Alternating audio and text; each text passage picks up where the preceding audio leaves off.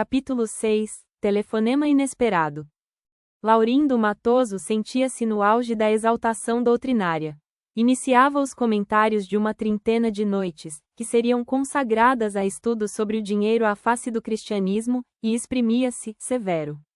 Lembrava a história dos grandes sovinas, relacionava os desastres morais surgidos da finança inconveniente. O ouro, meus irmãos, pontificava, solene, é o pai de quase todas as calamidades da terra. Abre a vala da prostituição, gera a delinquência, incentiva a loucura e corrompe o caráter. Onde apareça a miséria, procurai, por perto, a fortuna. É preciso temer a posse e extinguir a avareza. O dinheiro destrói o amor e a felicidade, o dinheiro enche cadeias e manicômios. A Assembleia escutava.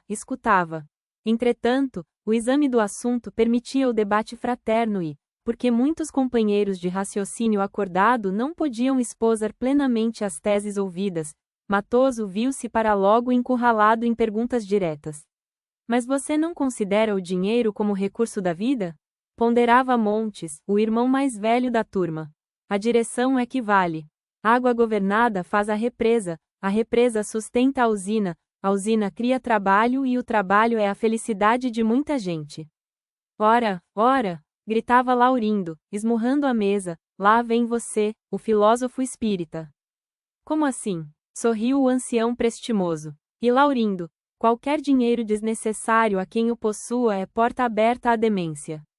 Ouça, Matoso, interferiu Dona Clélia, imagine-se você mesmo, num catre de provação, recolhendo o amparo amoendado de algum amigo. É impossível que você amaldiçoe o auxílio espontâneo. A assistência é tarefa para governos, tergiversou o orador. Sim, concordou a interlocutora, mas, por vezes, a representação dos governos, embora respeitável, custa muito a chegar. E o dinheiro generoso que pode ajudar nos casos de família? Acentuou Dona Zulma. Naturalmente, o senhor não tem, como nos acontece, um filho acusado por um desfalque no banco. A quantia que nos foi emprestada, para salvar-lhe o nome, funcionou como bênção. Nada disso, protestou Laurindo, excitado. Não houvesse o dinheiro e não surgiriam viciações. A paga dourada é que faz os defraudadores. Estudei a questão quanto pude. Em todas as civilizações, o dinheiro é responsável por mais da metade dos crimes. A preleção seguia animada, com apartes ardentes, quando o telefone chamou Laurindo em pessoa. O aviso procedia do recinto doméstico e, por isso, o monitor não conseguiu esquivar-se. Ao telefone processou-se o seguinte diálogo: é você, Laurindo? Sim. Olhe, informava a esposa distante, um portador chegou agora. Que há? Inquiriu Matoso, austero e preocupado. Meu avô morreu e deixou-nos todos os bens. A fazenda, os depósitos, as apólices. Venha, precisamos combinar tudo. É muito problema por decidir, mas creio que a herança nos libertará de todo cuidado material para o resto da vida. Bem, filha, e a voz do Matoso adocicou-se, de inesperado, vou já. Logo após, algo atarantado, pediu desculpas, alegando que precisava sair. E o final da palestra?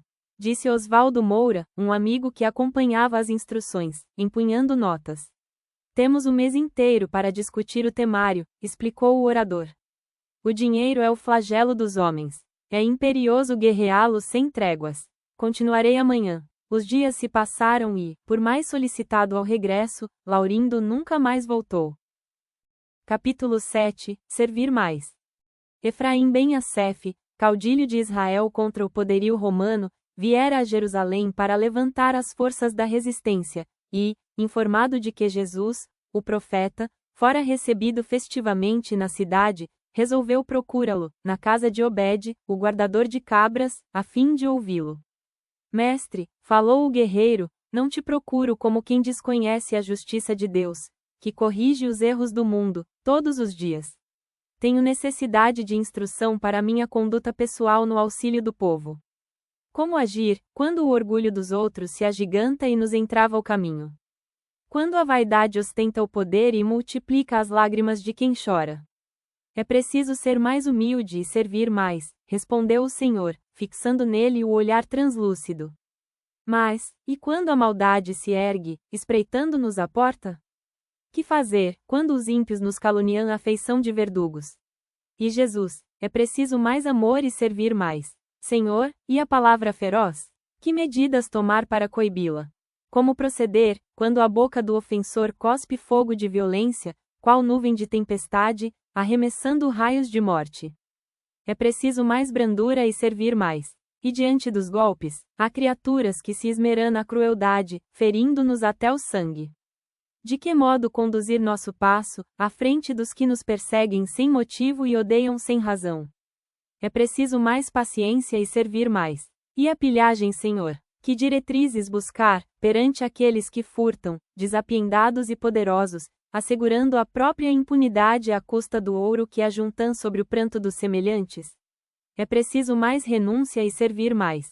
E os assassinos? Que comportamento adotar, junto daqueles que incendeiam campos e lares, exterminando mulheres e crianças? É preciso mais perdão e servir mais. Exasperado, por não encontrar alicerces ao revide político que aspirava a empreender em mais larga escala, indagou Efraim: Mestre, que pretendes dizer por servir mais? Jesus afagou uma das crianças que o procuravam e replicou, sem afetação: convencidos de que a justiça de Deus está regendo a vida, a nossa obrigação, no mundo íntimo, é viver retamente na prática do bem, com a certeza de que a lei cuidará de todos. Não temos, desse modo, outro caminho mais alto senão servir ao bem dos semelhantes, sempre mais. O chefe israelita, manifestando imenso desprezo, abandonou a pequena sala, sem despedir-se. Decorridos 2 dias, quando os esbirros do sinédrio chegaram, em companhia de Judas, para deter o Messias, Efraim ben Assef estava à frente. E, sorrindo, ao algemar-lhe o pulso, qual se prendesse temível salteador, perguntou, sarcástico: Não reages, Galileu? Mas o Cristo pousou nele, de novo, o olhar tranquilo e disse apenas: é preciso compreender e servir mais. Capítulo 8, Macário Fagundes. Quando o espírito de Macário Fagundes bateu à porta da esfera superior, sobraçava à altura do peito o elegante volume da Bíblia. A Bíblia resumira-lhe na terra as preocupações e os objetivos. Estudara religiões, simpatizara com todas, contudo, refugiara-se na Bíblia, dela fazendo argumento de última instância. Fora a Macário que um amigo, certa feita, ponderara, delicado: Fagundes, não tenho dúvidas quanto ao Novo Testamento, em que realmente sentimos presença do Cristo, mas, no que se reporta aos antigos profetas, creio tudo devamos examinar com raciocínio e discernimento. Você acredita, por exemplo, no caso de Jonas, qual vem relatado pelos cronistas? Aceita que Jonas tenha sido tragado por uma baleia, viajando são e salvo dentro dela? E Macário respondera, firme: a letra do Velho Testamento não pode falhar.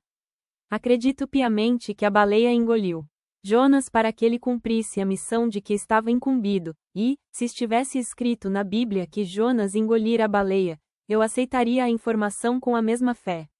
Pois era Macário quem se perfilava agora, reverente, ao pé da sagrada porta. Mensageiro espiritual atendeu, presto. E Fagundes explicou a própria condição. Vinha do mundo, fora cristão fiel, perdera o corpo de carne, no fenômeno da morte, e queria lugar para descanso. Para isso, acrescentava, vivera o temor da Bíblia, consagrando-se a ela de alma e coração. Entretanto, Fagundes, que fez você com a Bíblia? Indagou o amanuense, calmo. Peço licença para alongar-me um tanto na resposta, rogou o recém-chegado, pois gastei a existência analisando ensinamentos e confrontando textos. Perfeitamente. Você esclarecerá a própria situação como deseje. E Macário passou a elucidar. Adorei a Bíblia como sendo a palavra de Deus, em todos os meus dias.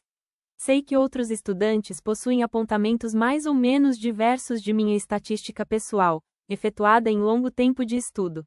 No entanto, posso dizer que a Bíblia está contida em 69 livros, sendo 42 no Velho Testamento e 27 no Testamento Novo. E prosseguiu. O tesouro eterno, dentro dos livros referidos, está formado de 1189 capítulos. Os 1189 capítulos estão divididos em 31.138 versículos.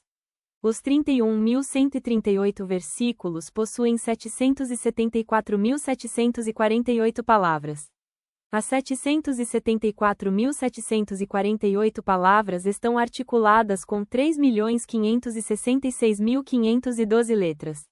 O meio da Bíblia fica no versículo 8, do Salmo 118, em que o profeta diz claramente: é melhor confiar no Senhor do que confiar no homem.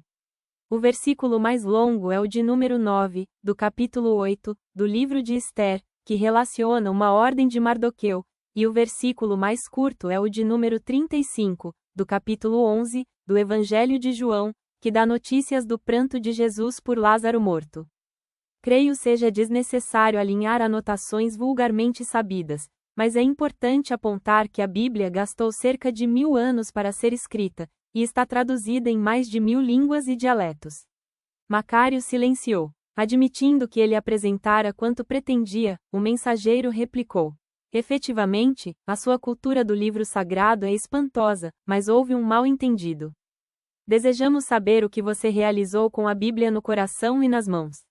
Hífen, tornou Fagundes, repentinamente desapontado. Já disse o que consegui. Minha confiança na Bíblia diz tudo. Sim, os seus conhecimentos são admiráveis. No entanto, a esfera superior pede obras edificantes. A lei determina seja cada um de nós julgado pelas próprias obras. É preciso que você relacione os próprios feitos. O apóstolo Paulo, adiantou Macário, desculpando-se, declara no versículo 1, do capítulo 5, na Epístola aos Romanos, que, justificados pela fé temos paz com Deus, por nosso Senhor Jesus Cristo. Sem dúvida, atalhou o amigo espiritual, a fé constitui o alicerce de todo trabalho, tanto quanto o plano é o início de qualquer construção. O apóstolo Paulo deve ser atenciosamente ouvido, mas não podemos esquecer a palavra do Divino Mestre, no versículo 34, do capítulo 13, no Evangelho de João: amai-vos uns aos outros como vos amei. Não ignoramos que Jesus nos amou em plena renunciação de si mesmo para melhor servir. De fato. E Fagundes indagou: e agora? Se me dediquei completamente à fé, que fazer agora? É preciso voltar à terra e nascer de novo para fazer o bem que ensinamos. O próprio Cristo não teve outro programa, perante Deus, e Paulo de Tarso, que exaltou a fé, não viveu outras diretrizes diante do Cristo. Crer, sim, mas fazer também. Fazer muito e sempre o melhor. Macário resmungou, chorou, lastimou-se, reclamou. Contudo, não teve outro remédio senão aceitar a verdade e nascer de novo. Capítulo 9 – Exame de Virtude. Narra-nos um episódio autêntico que certo orientador do mundo israelita enviou um discípulo, que se notabilizara na interpretação dos profetas, para determinada cidade, cujos habitantes se chafurdavam em vícios e enfermidades de toda espécie, com a recomendação de prestar-lhes concurso ativo. 2 lustros correram, e porque as notícias do burgo fossem cada vez mais inquietantes, o guia do povo chamou o enviado, que compareceu, em atitude hierática, mostrando, na túnica lirial e no semblante mortificado de jejuns, a rigorosa observância da lei. Às primeiras interpelações ouvidas, respondeu, em tom grave: mestre, para dar exemplo de virtude, retirei-me para o campo, onde todos sabem que existo. Compreendo, disse o mentor, a solidão é necessária para que o pensamento se refaça com a inspiração divina. Contudo, sem ligação com as criaturas humanas, é impraticável qualquer obra de auxílio. E o entendimento continuou: para não errar, vivo em completo mutismo, no fervor da oração. Medida essencialmente importante, mas, ainda que tenhamos de aprender em duras experiências, é preciso falar para que o bem seja feito. Expondo a pureza dos meus sentimentos, visto-me exclusivamente de branco. Costume honroso, no entanto, isso não deve impedir que nossa roupa se enodoe no trabalho de ajuda aos outros, para ser novamente lavada em momento oportuno. Minhas refeições são apenas de ervas, hábito excelente. Contudo, para trazer o corpo em condições de servir, é importante não desertar dos sistemas da alimentação comum, embora seja nossa obrigação garantir a simplicidade e fugir aos desregramentos, usando a carne, o leite, os ovos, as folhas, os frutos e as raízes dos animais e das plantas, tão somente na cota indispensável à manutenção da existência. Durmo sem qualquer agasalho, fustigando as tendências inferiores. Louvável propósito, mas, na preservação da saúde orgânica, é justo repousar, nos moldes em que os outros descansam, a fim de que a vida no corpo nos ofereça rendimento para o melhor. Faço, porém, muito mais. Tenho o leito eriçado de pregos, castigando a volúpia da carne. Nobre intento, sem dúvida. Entretanto, vale mais combater a nós mesmos, na prestação de serviço ao próximo, para que a nossa luta não seja vã. Silenciando o pupilo, indagou o chefe, e a tarefa de que te incumbiste? Mestre, replicou o mensageiro, desapontado, sinceramente devo dizer que os cuidados na apresentação da virtude me tomam o tempo todo. Nisso, belo cavalo de alvo pelo entrou no átrio da casa, conduzindo o pobre ferido, cujas últimas energias o deserto esgotara. O velho orientador comandou as providências iniciais de socorro e, trazendo o discípulo à frente do soberbo animal que escarvava o solo, falou com bondade, pois olha, meu filho, este cavalo igualmente mora no retiro da natureza, não se expressa em linguagem humana, veste-se todo em cabelos cor de neve, come apenas a erva do chão, dorme ao relento, é calçado de cravos perfurantes e não passa de um cavalo. Mesmo assim, é o companheiro dos viajantes fatigados e, ainda agora, acaba de arrebatar um mercador prestimoso à sepultura de areia. Em seguida, demandou o interior para confortar o recém-chegado, deixando o aprendiz a meditar quanto à vontade da virtude vazia. Capítulo 10 Em nome de Jesus. Quando João Rigueira partiu da terra, ardia ele no ideal de fazer o bem. Espírito prestimoso, não adquirira, no entanto, merecimento para grandes alturas. Era preciso trabalhar mais, estudar mais. Por isso, Nicésio, o benfeitor que desde muito o tutelara, foi claro no conselho, ao recebê-lo no espaço: João, você, para elevar-se, precisa mais tempo entre os homens. Para quê? Indagou surpreso, o recém-desencarnado, que aspirava aos cimos. A fim de aprimorar-se, através do serviço em nome de Jesus, falou o guia. E acrescentou: além disso, você deixou no mundo a filha pequenina. Rosalva precisará de você. Lembrou Rigueira o laço mais forte que o prendia na terra. Sim, Rosalva, o anjinho que a esposa inconsequente lhe deixara nos braços, quando seguira no encalço de aventuras inferiores. Desde a separação da companheira, entrara ele em duras lições de entendimento para esquecer, mas ficara a menina. Recordava agora, antes de libertar-se do corpo físico, entregará aos cuidados de pobre amigo, que se prontificou a interná-la em humilde orfanato. Oh, Deus, como poderia esquecer a filhinha que deixara mal saída do regaço materno? Rigueira começou a chorar. Contudo, Nicésio consolou-o. João, seja forte. Você recomeçará aqui suas tarefas, em nome de Jesus. Tenho um grupo de amigos encarnados, junto do qual permanecerá você em atividade, repartindo forças e atenções, entre o burilamento próprio e o amparo à criança. Sim, sim, acentuou o interpelado em pranto copioso, procurarei servir, servir. E realmente, desde então, escolhendo a legenda, em nome de Jesus, João Rigueira passou a ajudar em casa do Dr. Vicentino de Freitas, distinto advogado que tentava adaptar-se à doutrina espírita. A esposa, Dona Guiomar, aquecera em formar uma equipe doméstica para estudos do Evangelho, a qual se juntara Dona Clélia, uma cunhada viúva, e seus 2 filhos, Martinho e Luiz Paulo. Eram desse modo, 5 aprendizes à mesa, quando Rigueira ocupou a mediunidade de Dona Clélia, pela primeira vez, dando-se a conhecer como sendo um mensageiro que passaria a servir ao conjunto, mais diretamente. Emocionou-se, chorou e pediu a inspiração divina. E, desde aquele instante, foi promovido pela família confortada e alegre ao posto de Irmão João. 2 vezes por semana reunia-se o grupo e o amigo espiritual velava fiel. Mas não só isso. Era compelido a trabalho diário. Os serviços do Dr. Vicentino reclamavam-lhe assistência, a saúde de Dona Guiomar pedia abnegação, os problemas de Dona Clélia multiplicavam-se e os rapazes não lhe dispensavam apoio na luta íntima. 2 filhinhos de Dona Guiomar surgiram no berço. Rigueira fora o pajem vigilante, desde os primeiros dias da gestação, amparando e providenciando. Os gêmeos, Jorge e Jarbas, eram seguidos por ele, quais se lhe fossem rebentos do coração.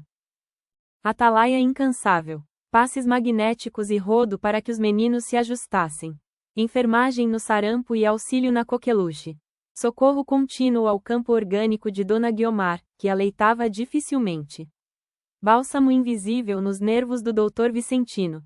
E, no setor de Dona Clélia, concurso incessante. Mas, na esfera sentimental dele mesmo, o pobre espírito de João Rigueira acompanhava agoniado os padecimentos da filha. Rosalva despedira-se do orfanato, já crescida, para servir na copa de família abastada e, aos 14 anos de idade, já sofria vexames. O primogênito da casa perseguia e injuriava a mocinha. Muitas vezes, o irmão João comparecia às preces e estudos, no lar dos Freitas, de alma em frangalhos. No entanto, nunca faltava. Os filhos do Dr. Vicentino cresceram. Luiz Paulo e Martinho conquistaram diplomas nobres. E Rigueira, no batente, alentando a cada um.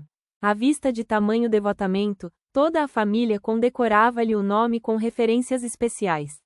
O irmão João é o herói da caridade que conhecemos, dizia Dona Clélia, entusiasta. Espírito algum nos ensinou a prática da virtude, tanto quanto ele, rematava Dona Guiomar, fazendo gesto confirmativo com a cabeça. Estimulado por semelhante carinho, Rigueira, certo dia, tomou decisiva resolução. Insistiu mentalmente com a filha para sair da luzida residência em que se achava na bica de grave queda moral. Rosalva, na primavera dos 20 anos, estava desfigurada, abatida. E tão atormentada se via na trama dos pensamentos inferiores, que não resistiu, de modo algum, às sugestões do espírito paterno. Pôs-se a deambular, rua afora, acompanhada de perto por ele, que a conduziu, mecanicamente, para o lar do Dr. Vicentino de Freitas, estuante de otimismo e ternura. A família, à noitinha, aguardava o momento exato do evangelho, quando a jovem tocou a campainha. Recebida no caramanchão de acesso, falou inspirada por Rigueira. Via-se abandonada, pedia trabalho honesto, era órfã, sozinha. Mas o Dr. Vicentino, algo ríspido, explicou que não precisava de empregada. Dona Guiomar esclareceu que não dispunha de possibilidade para examinar a proposta. E Dona Clélia, mais generosa, deu-lhe 20 cruzeiros para um lanche, recomendando-lhe fosse à casa da esquina próxima, onde, segundo ouvira dizer, necessitavam de cozinheira. Rosalva retirou-se em lágrimas e, além do portão, ouviu Dona Guiomar que comentava severa, deve ser uma perdida qualquer. Ao que Dona Clélia ajuntou com sarcasmo, de moça que se oferece, Deus me livre. Transcorrida meia hora, os componentes do círculo reuniam-se à mesa. Todos reverentes, em atitude submissa. Finda a prece de abertura, foi lido e minuciosamente interpretado o formoso trecho sobre a beneficência. Em seguida, o amigo espiritual incorporou-se em Dona Clélia para o serviço do passe curativo. Entretanto, como jamais acontecera no curso de quase 20 anos, o benfeitor guardava silêncio, mostrando sinais de imensa amargura. Que houve, irmão João? Perguntou o Dr. Vicentino. Você, triste. Rigueira, porém, fez um sorriso desapontado e respondeu paciente. Não se preocupe, meu amigo. Tudo vai bem. E concluiu. Continuemos trabalhando. Em nome de Jesus. Capítulo 11. Apuros de um morto. Quando Apolinário Rezende acordou, além da morte, viu-se terrivelmente sacudido por estranha emoção. Ouvia a esposa, Dona Francina, a chamá-lo em gritos estertorosos. E qual se fosse transportado à casa por guindaste magnético, reconheceu-se, de chofre, diante dela, que se descabelava chorosa. Ingrato, ingrato, era o que a viúva dizia em pensamento, embora apenas tartamudeasse interjeições lamentosas com a boca. Julgando no corpo de carne, Rezende, em vão, se fazia sentir.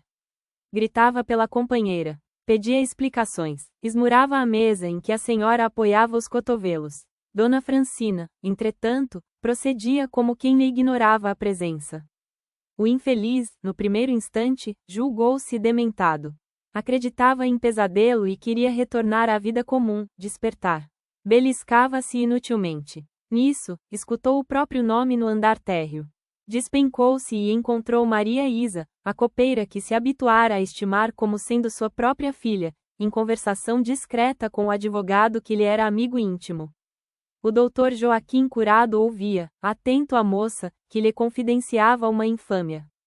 A empregada, que sempre lhe recolhera a melhor atenção, não se pejava de acusá-lo, afirmando que o pequeno Samuel, o menino que lhe nascera, 4 anos antes, do coração de mãe solteira, era filho dele, Rezende.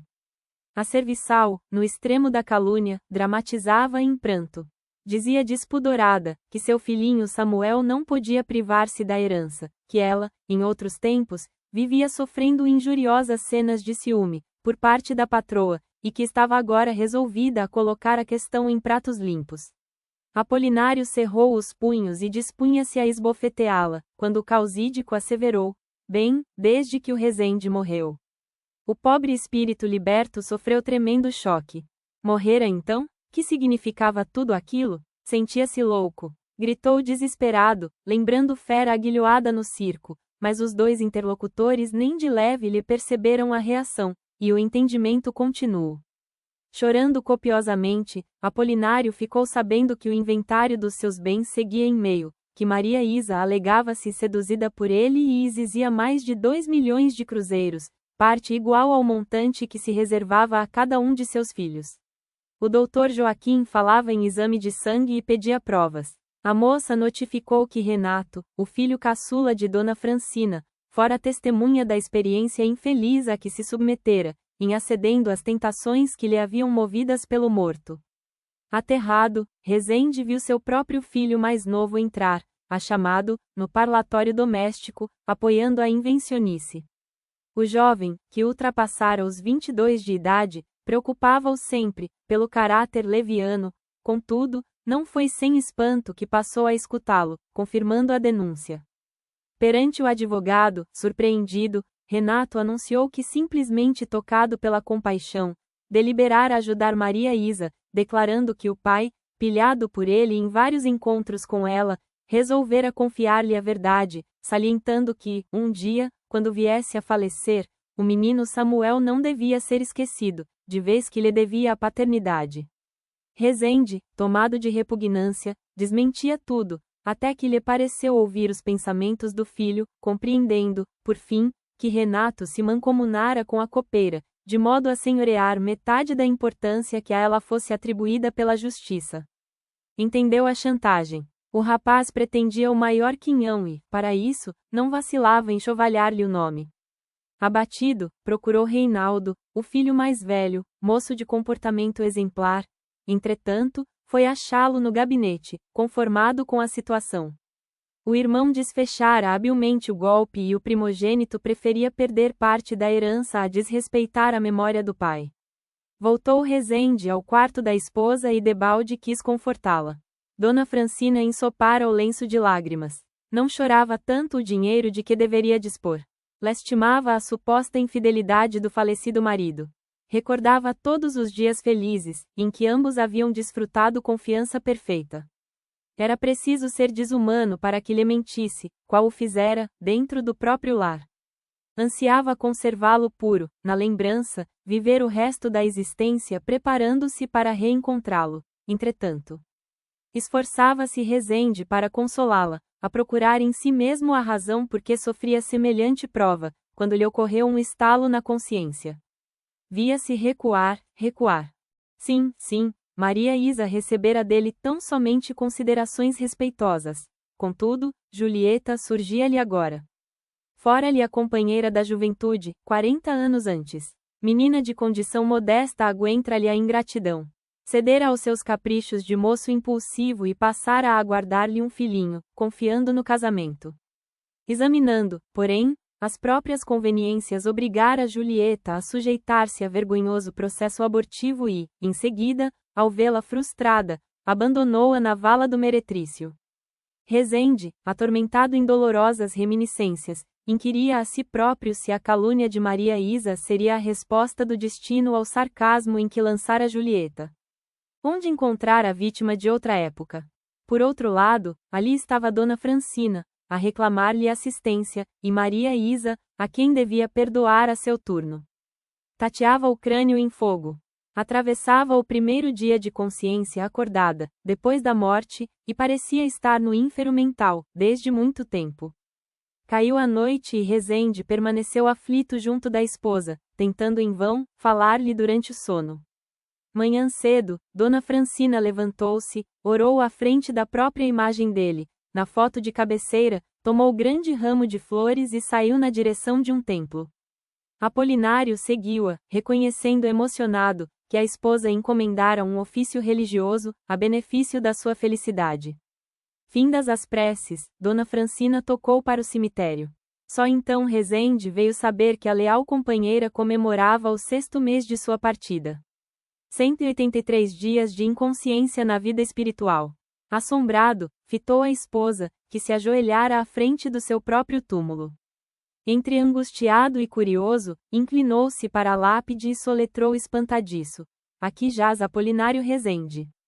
E, em letras menores, orai pelo descanso eterno de sua alma. Quando leu as palavras, descanso eterno, Rezende passou a refletir sobre as agonias morais a que era submetido, desde a véspera, e, embora sentindo imenso desejo de chorar, esqueceu a quietude do Campo Santo e desferiu, em desespero, enorme gargalhada.